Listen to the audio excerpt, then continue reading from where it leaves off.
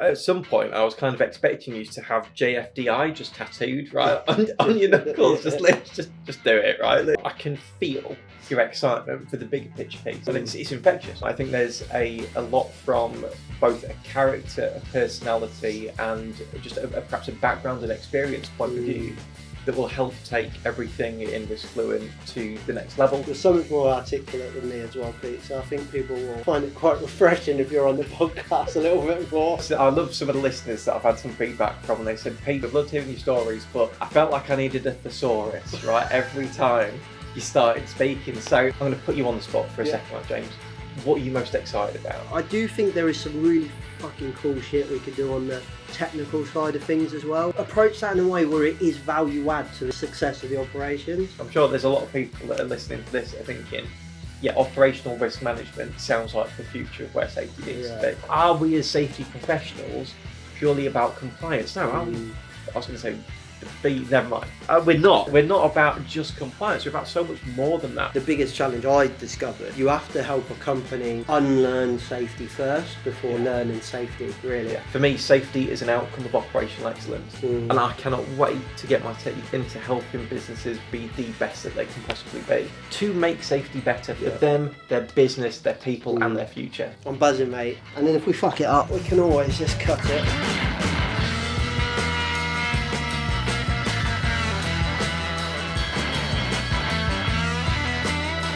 Hello everyone, welcome to Rebranding Safety. Obviously in the last episode I said we're going to announce who the person is that's joining the team, and for some strange reason, Peter, you're sitting here in the room. I'm indeed. So obviously it's Peter Jenkins. So I reckon most people that listen to Rebranding Safety Watch will probably already know who you are. I'd like to think so, unless people have forgotten about the quarterly co-host that I did already. Yeah, three whole episodes. That might not be ideal. That is a good point, actually. And not so long ago, you were the second to most recent, I think.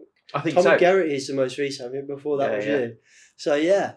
And it didn't come from that actually either, did it? So that was, no. Maybe people will be like, oh, maybe they got talking after the quarterly co-host. No, not the case. Well, so go on. I think we've jumped up quite a bit, because I know that I think it was the first episode, I said long time listener, first time caller, and now it's first time employee for Risk Fluent as well. That's really true. So yeah, no, I'm genuinely delighted to be joining both you and Cherry as part of Risk Fluent as a senior partner within the business. This comes at a wonderful time for Risk Fluent, and a wonderful time really for the profession, for the industry, just with so much technical, transformational and innovative, cutting edge stuff that's going on. Honestly, I cannot wait. Absolutely can't wait to get started. You're so much more articulate than me as well, Pete. So I think people will find it quite refreshing if you're on the podcast a little bit more. I'm like, shit, that was so much better than what I had planned in my head. I don't know. I mean, I love some of the listeners that I've had some feedback from, and they said, Pete, we've loved listening to you, we've loved hearing your stories, but I felt like I needed a thesaurus, right, every time you started speaking. So I think this time, I'm going to try and keep it. I'm going to try and do less Pete. How do you like, so I get similar feedback. See, I told you once we press record and just start talking, we'll go into it. But ultimately, and I'm going to bring it back to talk about what we're going to do within the business and stuff like that. I think you and the thesaurus feedback is the same as me and the swearing feedback. Like, oh, James, I love what you do, but I wish you could stop fucking swearing. Yeah. How do you, in your head, compute with that? Because I'm not going to lie, it's gone through my head. Like, Peter is phenomenal.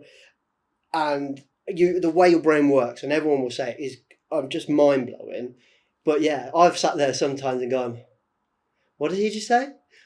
How do you kind of compute? Because that's kind of gone through my head, is that maybe some of our customers might be a bit like that. So, and I'm conscious whether sometimes I turn the swearing, I never turn it up. I think it's always just up, but sometimes turn it down. Do you have that in your head as well? Or? So I do, but it's slightly different in some ways. So I'm a massive believer that to be the best version of yourself as a professional, you have to have the world-class best communication techniques and abilities possible. Right. And actually having a bit of reflection on a lot of the feedback that I've been given kind of said, actually, Pete, tone it down a bit. Just Right. just turn it down a little bit. Yeah. So that you can be more effective, that you can be an effective communicator. You can have the best ideas in the world, but they're going to mean jack shit if people can't understand them. Yeah. If they don't know what you're talking about. So and do you reflect on it and you think you've turned it down, or you? I do. Did it depend on situations as well sometimes, or audience?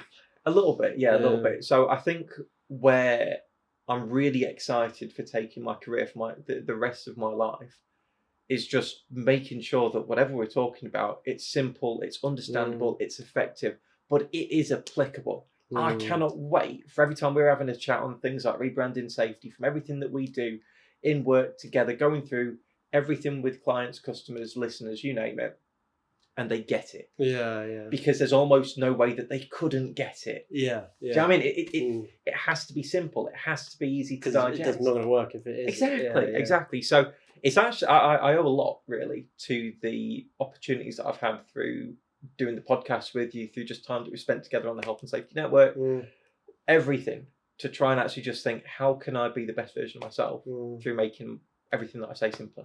Yeah, that's so cool. Because I just it's so we've been texting about Drive to Survive, and you know Gunther, he drives and he swears a lot. Yeah, and so I obviously I connect to him immediately because he's just so authentic, and like he's like I swear, and that's just and I've just listened on the way here. To him on the High Performance podcast. Oh yeah, have you listened to it? I have. It's an amazing episode. Really good. So I found it really interesting that at the end, I felt that what they summarise what they've learned from it. I personally think they got it way wrong. Yeah, because they at the end they were like, so Gunther said a few times in there, like, I don't watch Drive to Survive because what you see on Drive to Survive is me. Yeah, and that is me doing my job. Yeah. So basically what he said is what we see on Netflix is authentically him. Yeah. At the end of the show, they summarised it to go, on this podcast, it was nice to see the unedited, non-bombastic, I think they said, like, no swearing, just the true Gunther. And I was like, no. He literally said that what he's doing for you now is turning the swearing off because you asked him to. I totally get it. So it wasn't authentic. So what I thought was, they don't like the swearing, I think. So they've perceived him completely different. They perceive him as they actually use the phrase caricature of him in Drive to Survive, and what they got was a real version. And it made me reflect on me, which is when you were talking about the thesaurus thing, made me think about me reflecting on me, if that makes sense, of like, are people perceiving me completely different if they do or don't mind swearing? I thought it's interesting. No, I totally get where you're coming from. I think that there's a lot of listeners that will be kind of reflecting on just what we're talking about now and thinking, does changing the way that I am or the way that I interact with certain stakeholders, certain people, negatively affect my integrity? Am I being false? Yeah, am I being false? I'm being less authentic? No, I say no. Yeah, I actually would, because I'd say in essence that makes you a better communicator in those certain circumstances. But perhaps from the fundamentals, when you look at things like swearing, when you look at things like keeping it simple, I think there's a load. Just everyone can kind of just be true to themselves. Around that as well. So I genuinely, as I say, very, very excited by what is to come. Really, really am. I'm quite excited just to have more conversations like this in a way. Just nice to have, like, me and Shez talk about like this all the time. Like, just like, I don't know whether she likes it or not, but I just like talking like this. But yeah, that was cool. Right, okay, so back on track. We put a post out a while ago, and if anyone who's watching this or listening to this had saw the post, they'd be like, wow, Peter's kind of took a massive step down. So that's not really true. What happened was we were kind of going through this process, and I'll be honest, we were getting to a point where we're thinking, shit, actually, we're not going to get, I think, what we need, which is a problem, because I needed someone that could really just take over a large chunk of the customer base and hit the ground running, which obviously you could.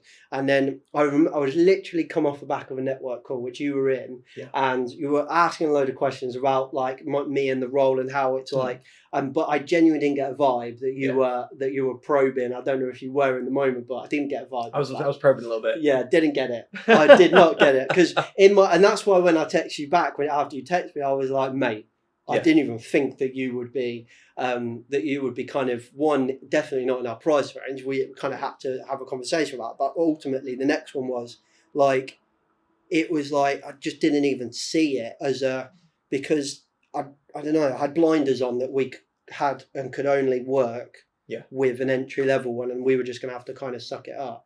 And when you messaged me, I was sitting downstairs and I'd come off that call, and me and Colin had stayed on the call afterwards, and I said to Colin, I don't know, I'm a bit worried. I think I might need to up this, like my salary range quite a lot, might have to reassess what I'm looking for. And I came downstairs fucking bummed out, like proper bummed out. And I said to Shez, like, I don't know what I'm going to do. I don't know how to do this. And we were talking, and literally my phone went, and I literally went, hang on a minute, Shez, Peter Jenkins just messaged me. And she went, fuck off. And I went, no, seriously.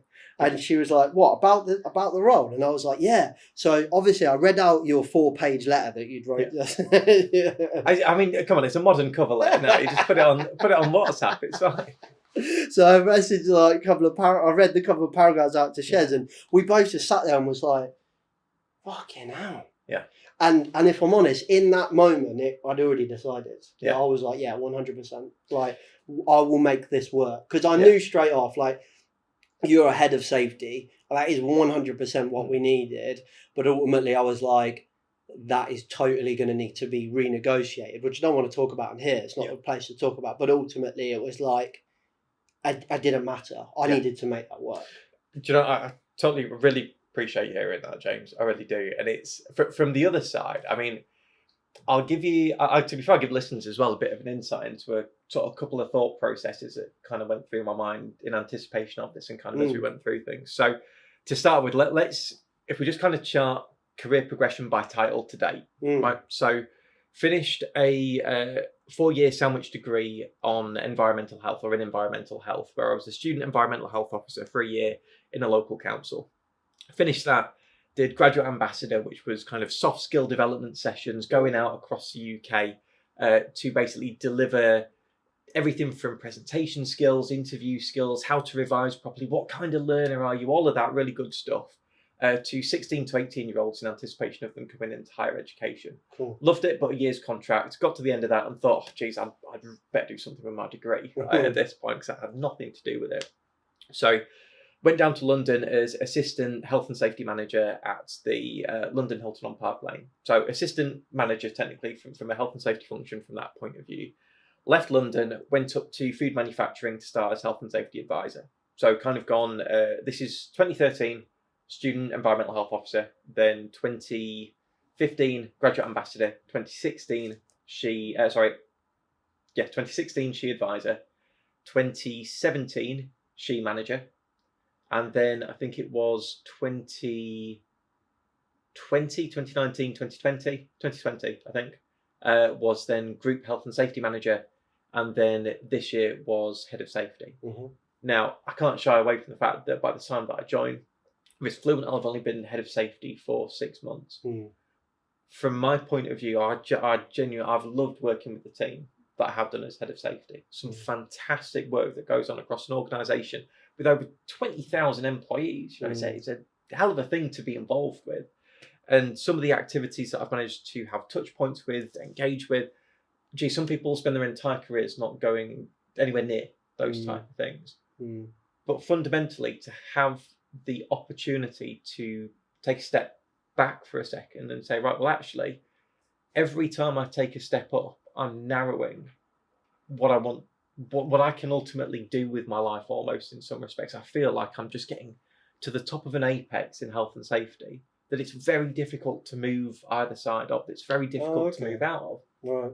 And it's very difficult in some respects once you can specialise in a certain area or a certain, I'm going to say, either process or kind of element within safety, be that a certain transformational bit, a certain technical bit, to then jump out and apply yourself elsewhere. And I thought, geez, I've turned 30. This is an opportunity now to say, this is where my life trajectory really is. This is where I really want to take it. And I've been fortunate enough to have an opportunity to reflect on that through some recent annual leave, and literally got to the end of that annual leave and then saw that you were posting a job and thought, oh my God, the stars have aligned here. I get an opportunity to help a thriving business at a startup stage that's literally changing the face of safety. Literally, God, without wanting to get too cheesy here, rebranding safety. One intervention, one podcast at a time, ding, 50 points. But that's what you're doing. And you're making massive strides as part of that. So to be able to kind of get in at the ground level almost and say, right, this is the first stage of growth. How can I help? How can I help change the face of a profession from within this business, from within the opportunities that it presents itself, working across a load of different sectors, with a load of different businesses, everything from small one-employee businesses all the way through to major multinationals. I mean, this is an incredible opportunity from that point of view. And I'll be honest with you, if worst comes to worst, I've got another 30 odd years worth of working before I have a chance to retire. You're right. But no, genuinely, seriously though, it's very much it's less about perhaps a career step back as much as it's a life step up. Decision, yeah, because I do find interestingly as well, like we kind of talking about it like it's a step down or a step up, but like what defines that? Like the size of the company is. There is this question. There is this thing where it is like a step up is a step up in title, salary, and size of business or brand, and I'm just kind of like because I think it's very different to work for a corporate than it is a medium business or a small business or a startup or whatever. And actually, some people thrive in corporate environments. Personally, I don't. Like working for corporates was the worst thing I could have ever done. I'm working with some of our smaller customers. Like I just love how dynamic it is and absolutely great. So I do think there is maybe a bit of societal. I don't know. Well, it's class system. Maybe a different question is, how do we as professionals define the value that either we give or that we feel we provide? Is it based on a title hierarchy, or is it based on the fulfillment that we get from what we do? Yeah, true. Because I say I'd had a lot of opportunity to reflect over sort of recent months, really.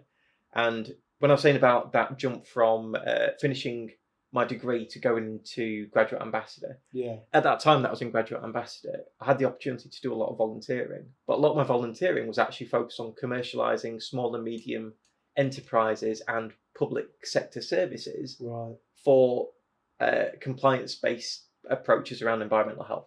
So there's a lot of words, and I haven't really said a lot, but imagine if you wanted to say, right, how can I commercialise supporting cafes and restaurants with their food safety requirements? And contributing to their like margins, so to speak, instead of it being just a purely as a compliance cost. Looking at whoever was going to try and deliver that solution, and then saying, right, how can we commercialise it? How can we basically make it profitable, successful, and sustainable?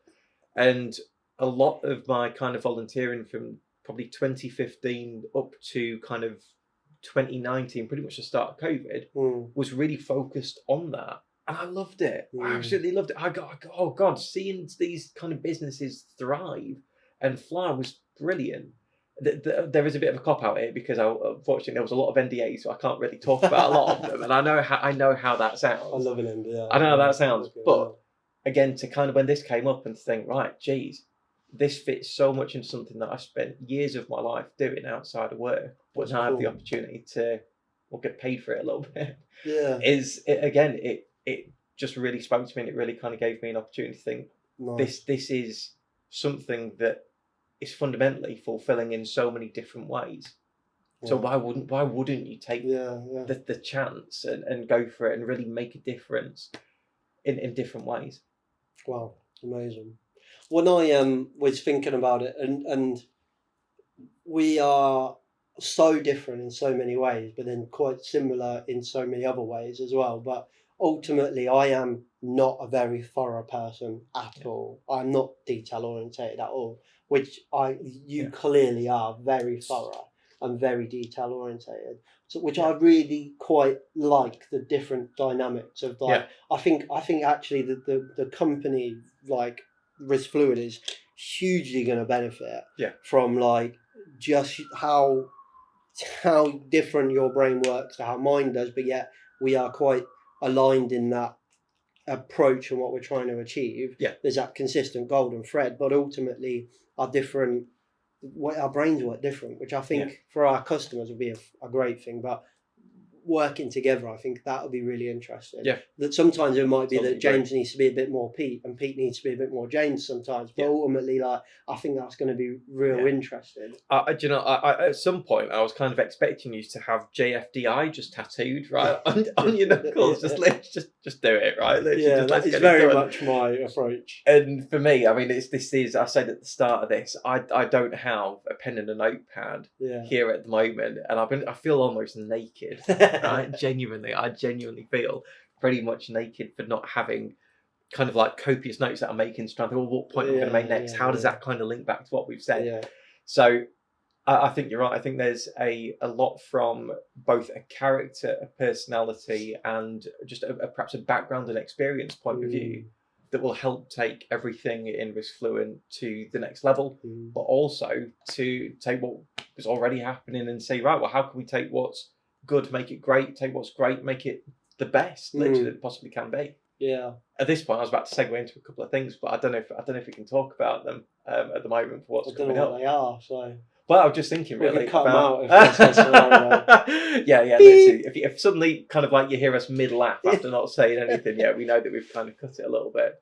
But I know that we were saying that there's quite a few different bits sort of from, if we think about like Risk Fluent, generally speaking, what's offered, we can, I suppose, categorise it with technical, transformational, and then fire, really from that point of view. So I'm going to put you on the spot for a second, right, James?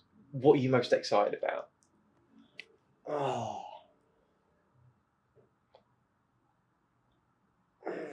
My passion is 100% transformational.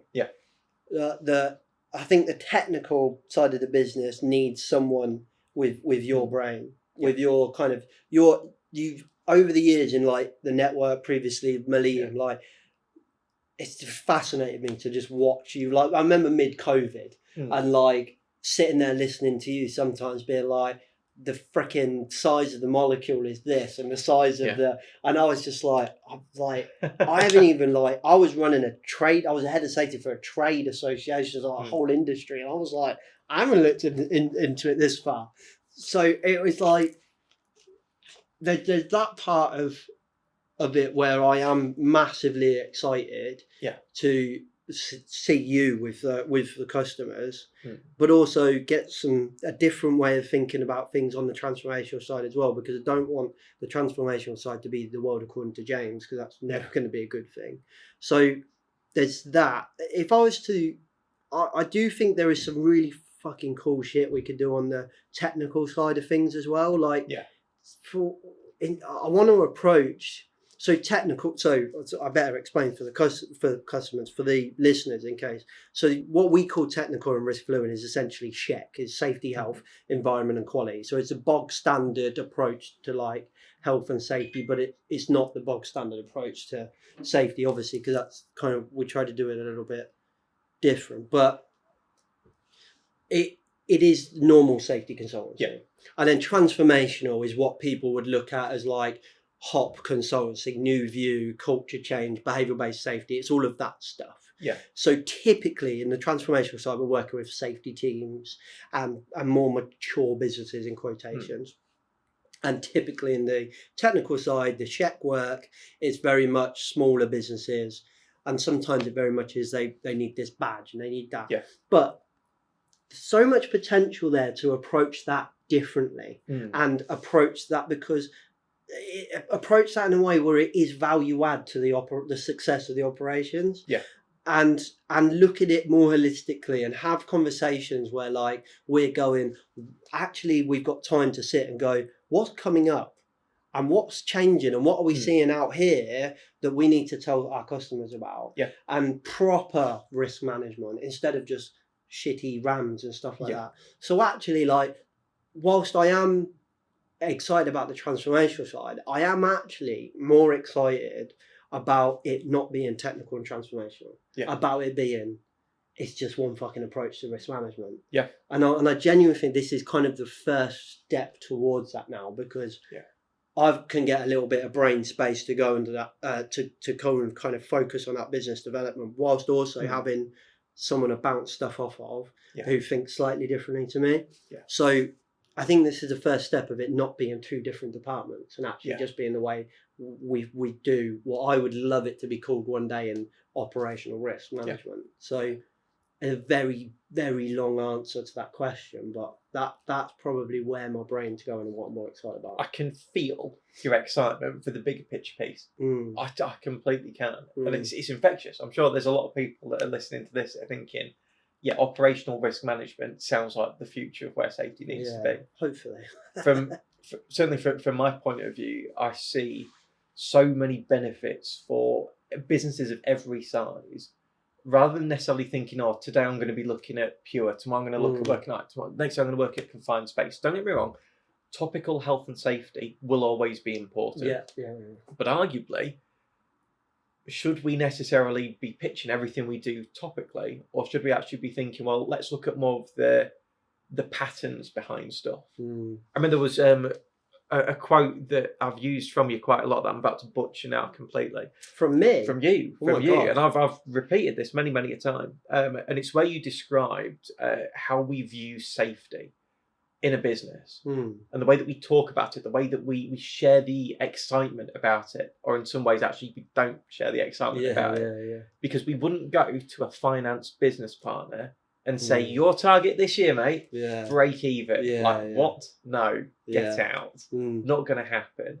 About the profit. And in the same vein, compliance, level 0 of compliance in safety, just doing what we need to do, is breaking even. But are we as safety professionals purely about compliance? No, are we? I was going to say, never mind. We're not. We're not about just compliance. We're about so much more than that. We're about the profit in safety.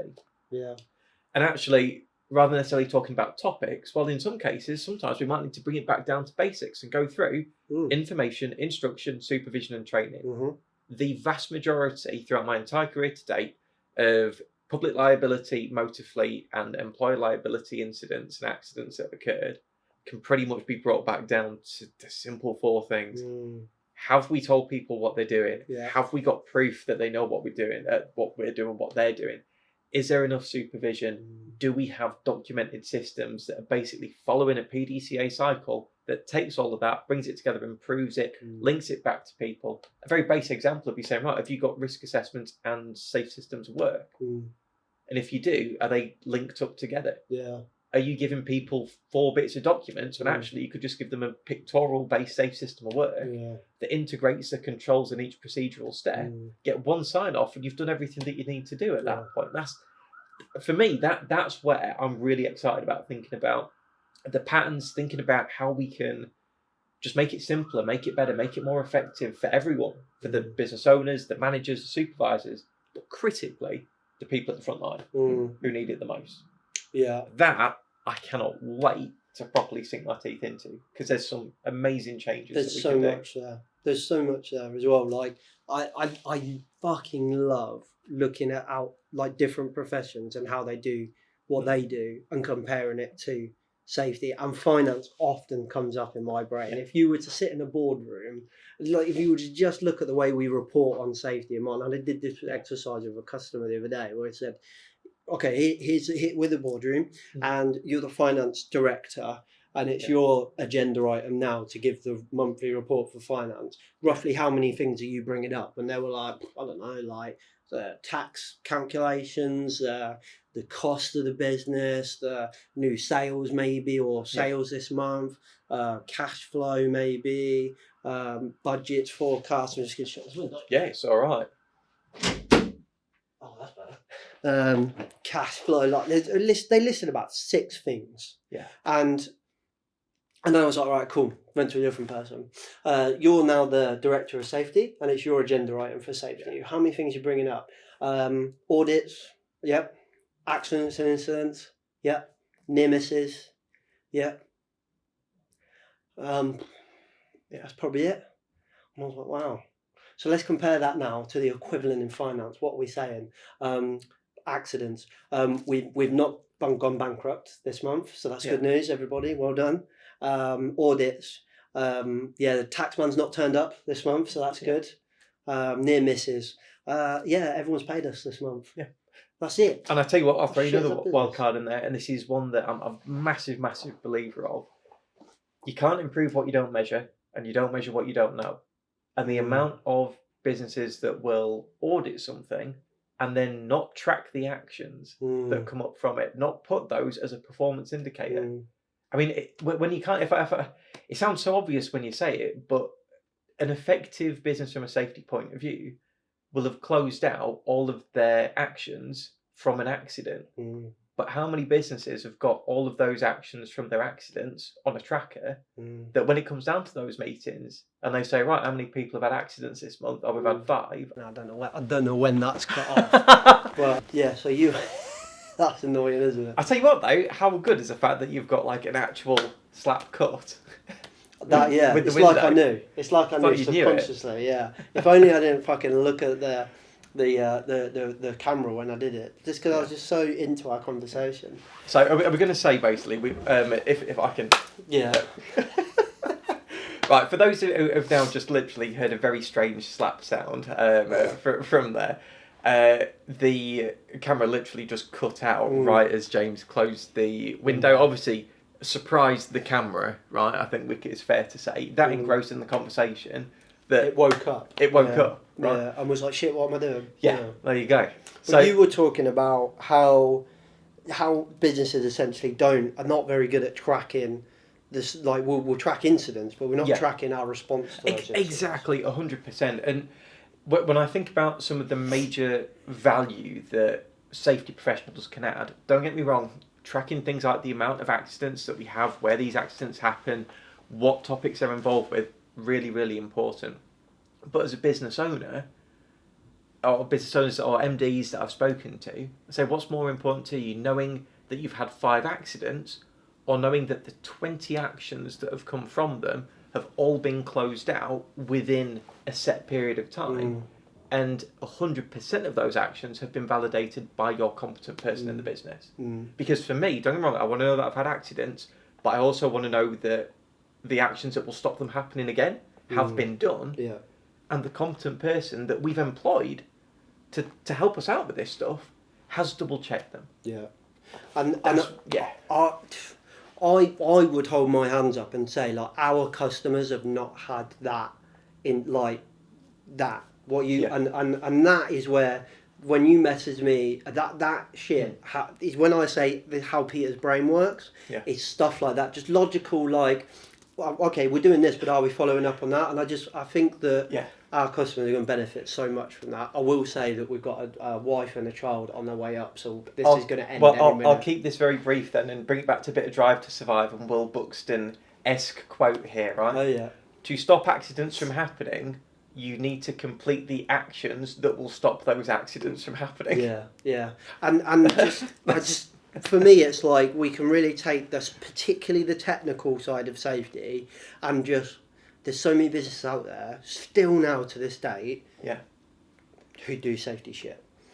Even though they're interacting with some big companies. I've got to jump in, right? I do want to stress though that the fact that they might not be doing it in the best way isn't necessarily on purpose. Oh no, they think they're doing it good. People, we only know what we know, and we only know what we're aware of, that we understand.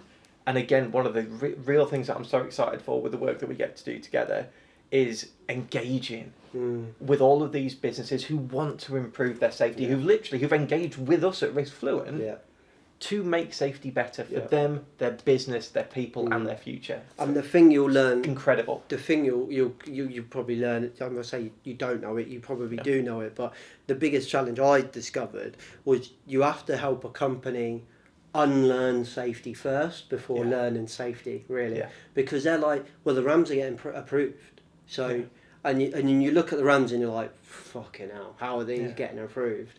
And it very much is just like the way that people do it, they don't know any other. So they think it's good safety. So we have to help them unlearn it first. And that's why when I think, in my head, I expected, when you said, what am I excited about the most? I expected to say having time to do the transformational stuff. But actually, I am more excited about seeing what we could do in the technical side of things and bringing that to the transformational side of things. So they're not different. I totally agree with you. And it's like you were saying at the start, these aren't mutually exclusive things. No. They link together, they are holistic as part of a bigger picture of improving safety, of improving operational performance. Yeah. I said it to you before, I think I said it in a previous, in one of the quarterly co-hosts, for me, safety is an outcome of operational excellence. And I cannot wait to get my teeth into helping businesses be the best that they can possibly be. Because that is... Mate. I'm buzzing, mate. And, well, that's the first episode that you've been involved in Rebranding Safety show, as we're calling it for now. But thank you very much and welcome to the team. Thank you very much. Honestly, I couldn't be happier. Really couldn't. Me too.